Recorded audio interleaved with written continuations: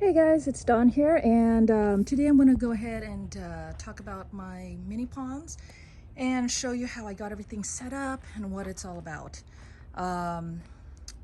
This over here, I guess I'll start with the big one, is my 300 gallon. On the outside here, this is actually a plastic Boxwood Hedge fake. Very easy to put on. And I just think that having that green, I don't know, looks better than just the black tubs. There are so many ongoing projects. This whole thing is an experiment in progress, so please ignore the mess.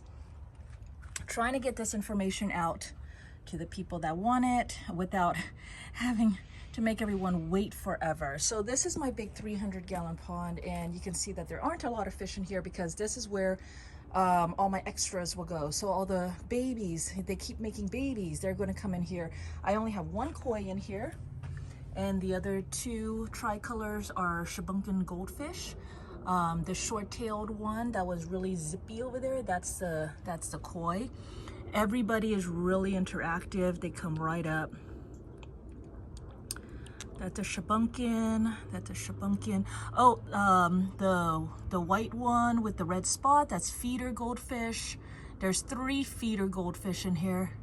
The light white one is a minnow, and then there's 2 sunburst platies in here. There's also a couple of guppies. So that's all that there is in here. For plants, I have water hyacinths, I have duckweed, I think it's frogbit, grass head, arrowhead plants. So this is the version when it comes out of the water.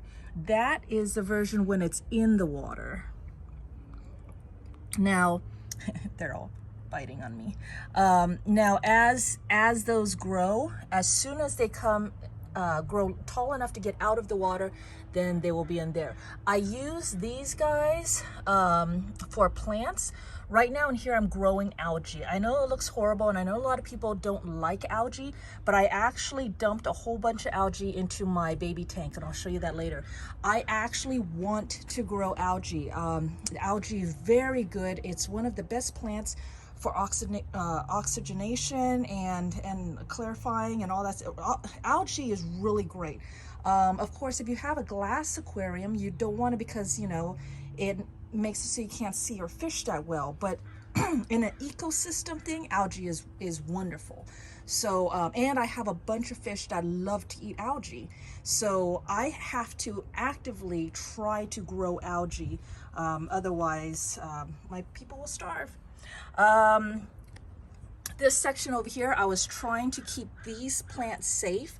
All of this duckweed and floating plants, the koi and the goldfish will absolutely eat it. That is why you don't see any outside of here. So this is to prevent them from eating. And then I was experimenting.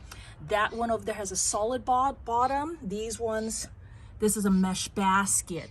And I noticed that with the mesh baskets, they were actually trying to pull the roots to pull the whole plant out. So yeah, I have this one, and I don't know what it is, but it's growing in there nicely. The bigger plants, they're able to they leave that alone.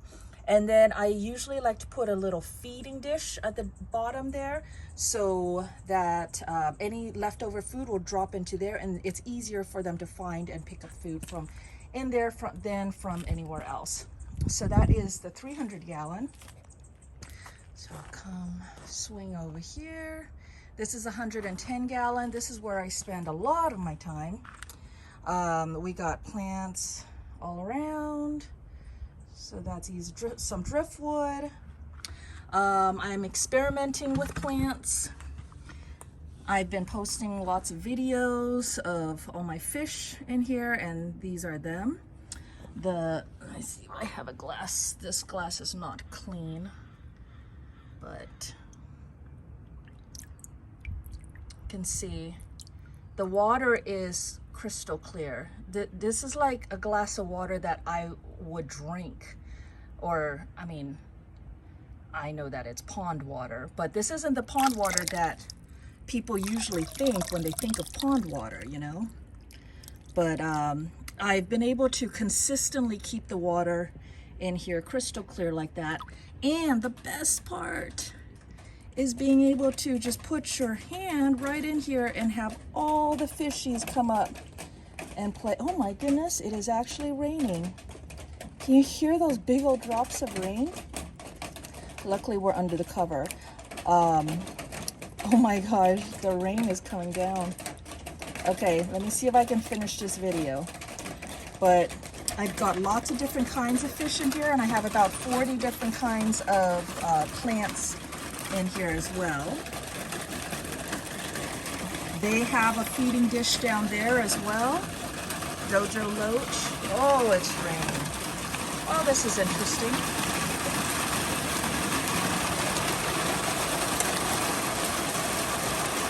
My goodness.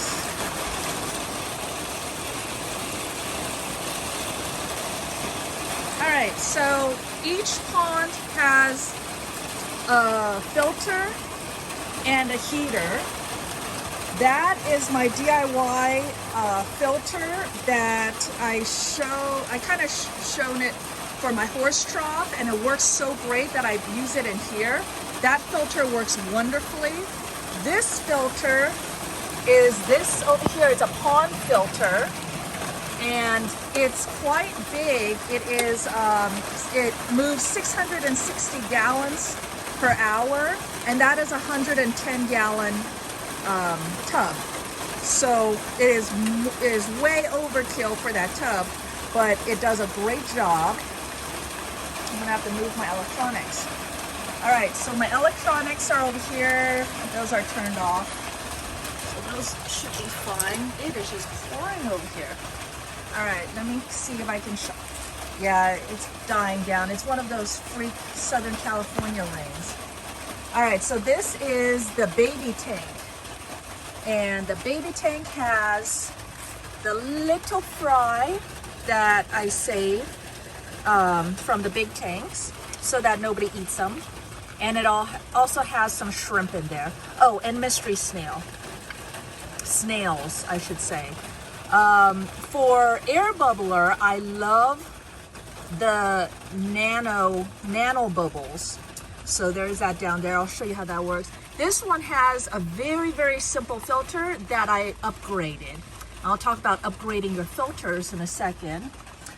This is an experiment trying to figure out, you know, ways to house plants in here. Everybody has hides, so they have different kinds of hides, and then the plants are all planted differently, different pots. And then I have this experiment going on over here. This is just sat down over here, but this is all experiments to see how I like to have this set up. There's a little external thermometer, so I can always check. And you can see that this water is crystal clear as well. This is how clear the water is. All right, for substrate, I don't like having a complete sand substrate because sand is hard to work with. But I have plants that like the sand, and I have fish that like the sand. So that's my compromise. I have sand and some, and I'm probably going to bring in more sand. I have different size rocks, but mostly small rocks. The small rocks, I really like that. It's a very cheap option and it works really well. But I'm also experimenting with fiberglass. And the fiberglass sits up higher than the rocks. But it's also relatively, see how it sits up higher? So it's able to hold down the mold, but the fish are also able to move it. This one is irregular shaped, and so it's probably not going to lock together so much because I don't want it to lock together. I would like it so that I just have a very light layer, and so that it's much easier to just gravel vac everything. Here's their heater. Let me show you the nano for the air. Oh, let's show you the electronics. So this comes down like this. This houses some wiring, this over here. See, the rain just stopped as quickly as it started. And over here I have this test strip where I can individually turn on and off things, and they are labeled. I have to redo the labels and make it a little bit prettier, but I just wanted to throw something together real quick for right now. So I have filter 3, filter 2, filter 1, heater 2, heater 1, air bubbler 1, and then the corresponding. So if I hit heater 1, I want to see that heater 1 lights up and what it's set at and all that stuff. So that's why that's there. There's the light for light 2, and the number just goes to which tank. This is tank number 1. 110 is tank number 2, 300 is tank number 3. So the air bubbler is over here. Turn that one on, let it power up. And these are nano bubbles.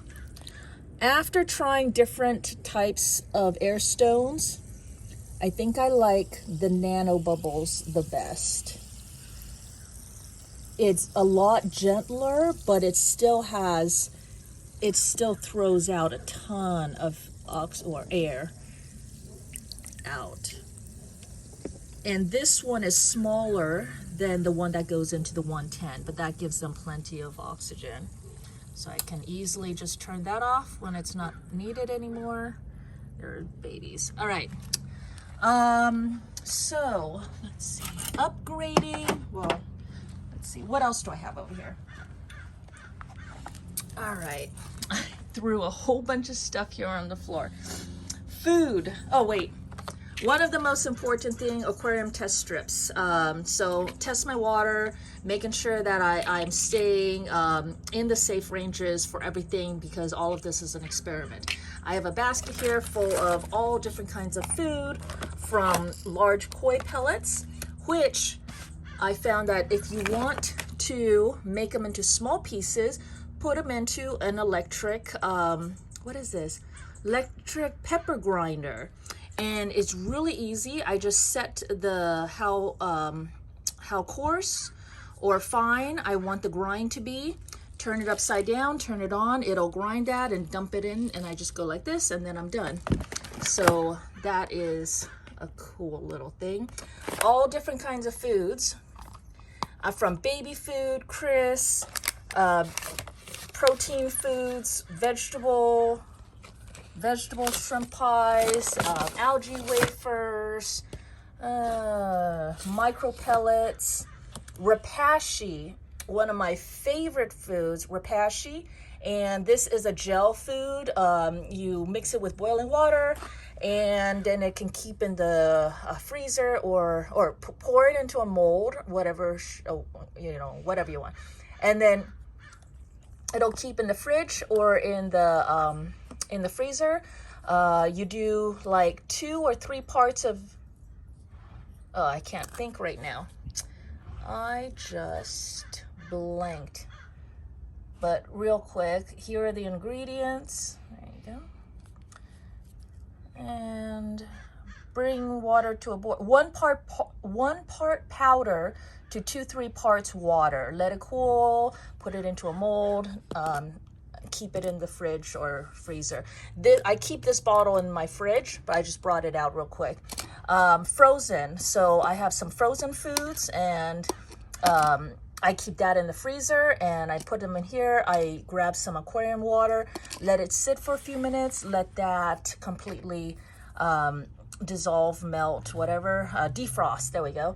And then I use this to help feed. So lots of different varieties. And then I also have live brine shrimp that I'm doing as well. So foods, I got everything covered. Oh, and veggies, fresh veggies. Right now I do cucumbers. When I do cucumbers, I can cut them into slices. I can string them up in a manner that's not gonna hurt them. So if I have big round discs of cucumber, I can just slide it onto here. Have a whole bunch. Or if I'm using half, slice the cucumber in half, I don't know, you get what I mean. And I can bend this to whatever shape I want. And then these are heavy metal clips. I can just clip that to the end, and this is going to hold it down to the bottom so that all the bottom eaters can eat it.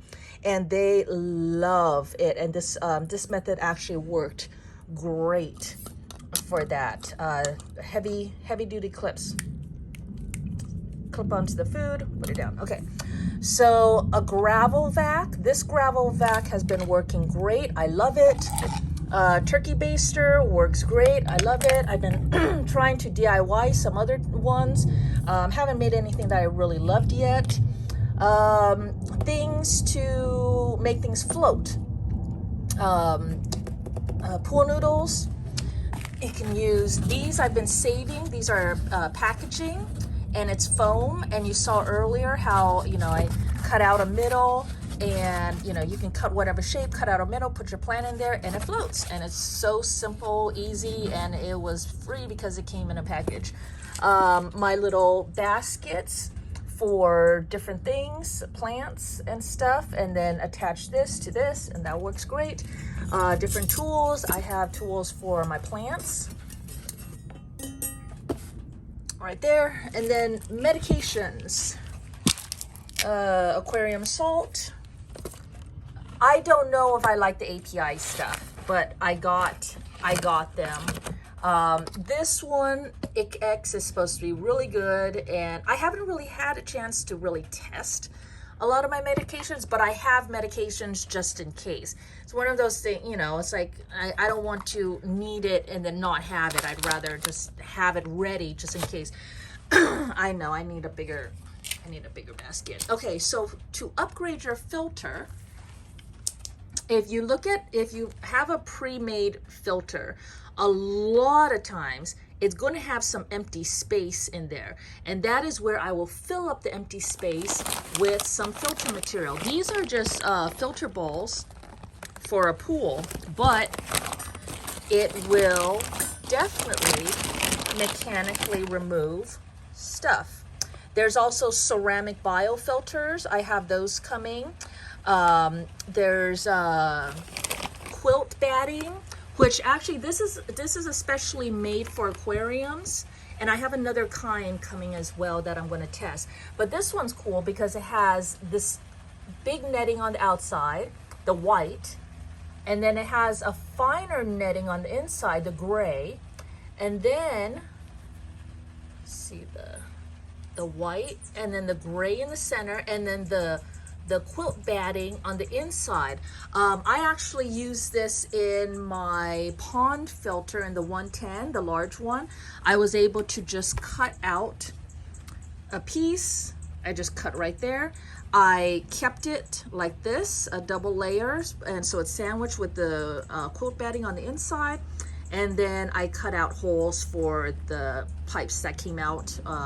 So really easy to cut into shape, custom, all that stuff. It's very thin and it's very effective. If you use quilt batting or polyfill, make sure that the ones that you buy doesn't have any kind of chemical, it's not chemically treated, because a lot of quilt batting or polyfill is now, there's a fire retardant on it, and that's a chemical that can harm your fish.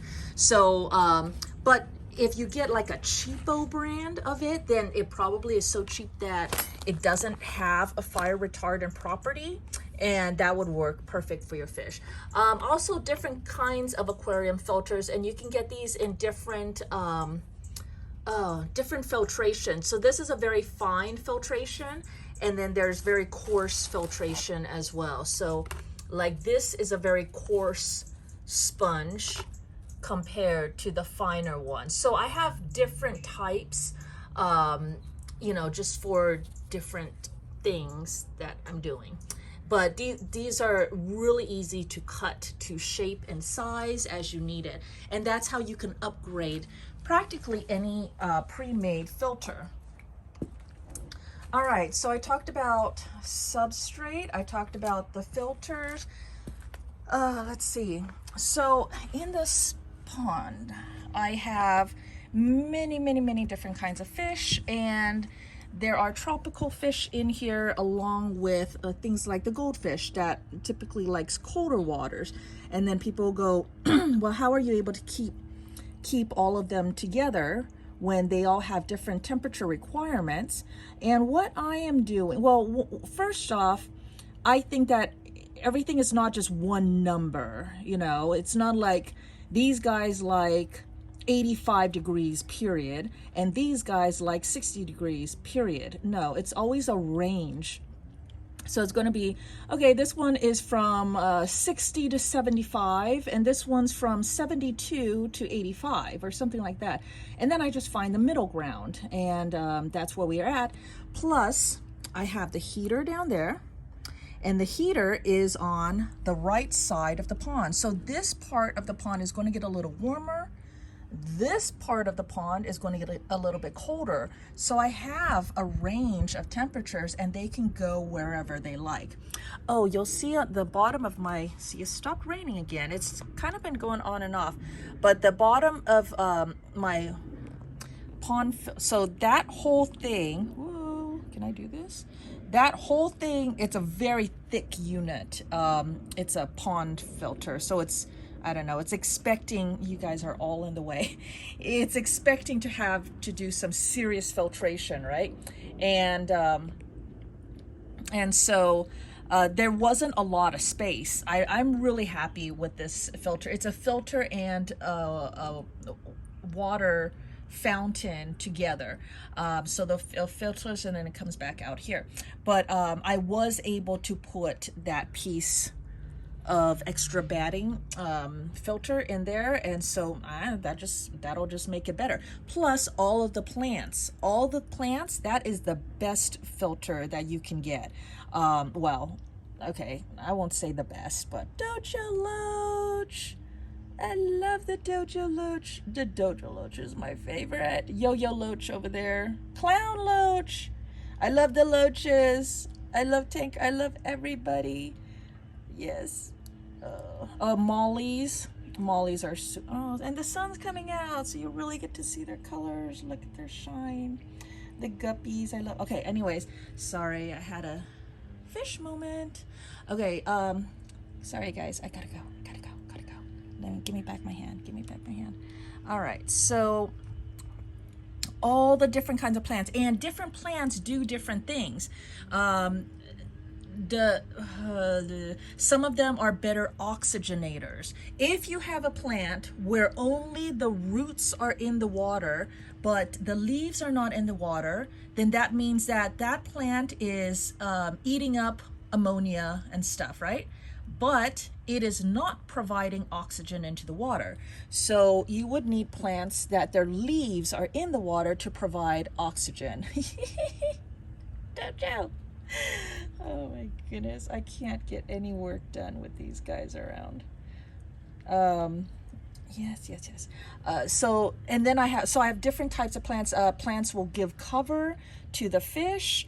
They make wonderful beds for the fish. This plant, this philodendron over here, is a lovely little hammock that I will always find a fish in there. This is a prime bed. This one is okay as a bed. This little basket over here, I have found, I am going to raise, let's see, the water level. So it has this much space of water. I'm going to raise this up a little bit so it's even harder for big fish to get in there, because what I found is that the mama guppies are actually going in there and having their babies, because this is a perfect place for little babies to hide in, because definitely tubber can't go in there and the angelfish can't go in there to eat any babies. So that's a good safe spot.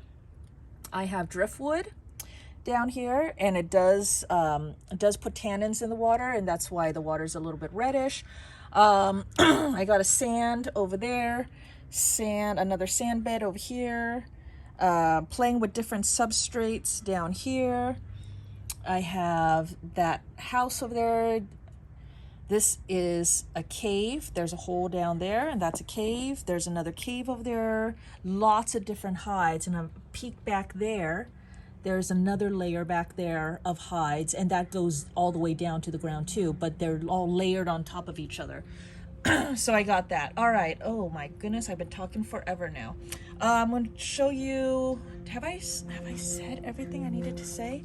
Oh, did I mention that the best part is just how interactive this is? Just being able to walk out here, stick my hand in, and just have everyone come into my hand and just be just wonderful. This is absolutely the best part and totally makes everything worth it. Look how gorgeous they are. Let's see if I can do a wide view of what this looks like.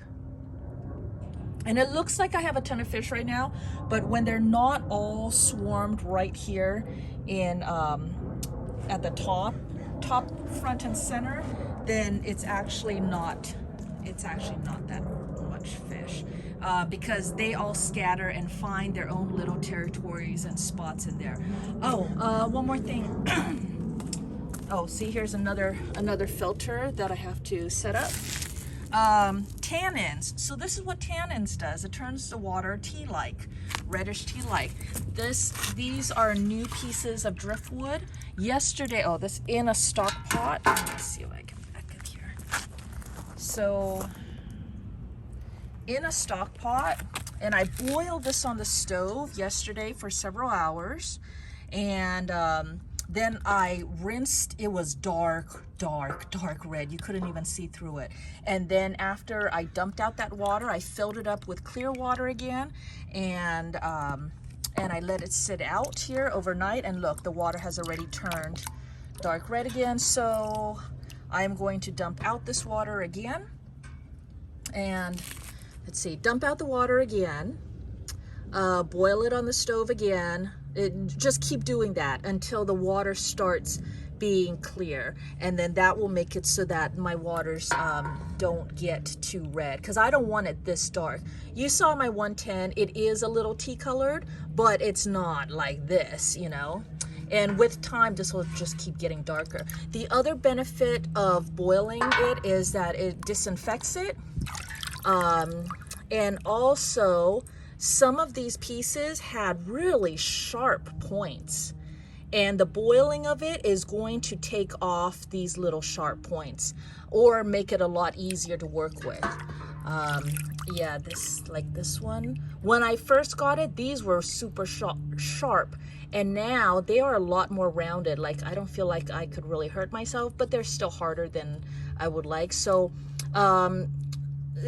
probably give myself a good 2 weeks of boiling it when I can, maybe just filling it with clean water, putting it out in our 110-degree, you know, Southern California sun right now, and that's going to help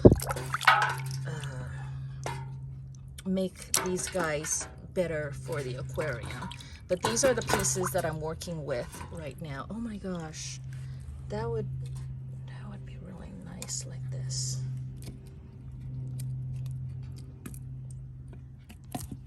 And so these are all my different projects. You know, trying to figure out how to decorate, how to put, you know, different pieces together, and that'll make a really nice environment. And then what you do is you use fishing line and aquarium glue, and then you can attach plants all over it for an aquascape. Now, I am not an artist, so I can't aquascape worth anything. I more go towards like, oh, see, like over here, there's not a lot of fish out until you come in here, stick your hand in, and then it's like, everybody jump in. I pretty much just put my plants in and go, okay, you know, don't die. All right, so I've been talking a lot. Hope that gives you a better idea of what I've done here to create my magical little paradise. I love spending time out here now. I spend more time out here than anywhere else right now, but because I have a million projects to do as well. So remember, heater for everyone, filter for everyone, air bubbler for everyone, and then after that, it's pretty much the same as an aquarium setting. The difference is that I think some fish might be intimidated being in an aquarium because there's glass on all sides. It doesn't feel quite as secure and safe as when they can dart into some dark little cave at the way back where no one ever disturbs them or sees them, because we can see them, but I swear they see us too, you know? And if they want some privacy, like the angelfish, they want privacy sometimes. Well, I guess everybody wants some privacy sometimes. So it's just, I don't know, it's just nice and different. Oh, we have a panda gara sighting right there. Panda gara cleaning my, is that a, I think that's my bronze crypt plant. I am very into biodiversity. I'm very into the natural. Oops. And that's what this, I don't think I can get him because I can't see him very well. All right, never mind. There's a Bolivian ram. Is that him? Yes, Bolivian ram right there. He's another shy one. These guys are the ones that are not shy. Oh, and the aquarium light. Aquarium light is across here. And I have another one that I can put, pond lights. That's another project, put up the pond lights. All right, so there you go. Hope that gives you a general idea. Very easy, very, very easy, very doable. I love the interactiveness of it. I love this whole setting, my sunshade. I love it. So there you go. Hope that helps. Thanks for joining me today, and I'll talk to you guys later. Bye-bye.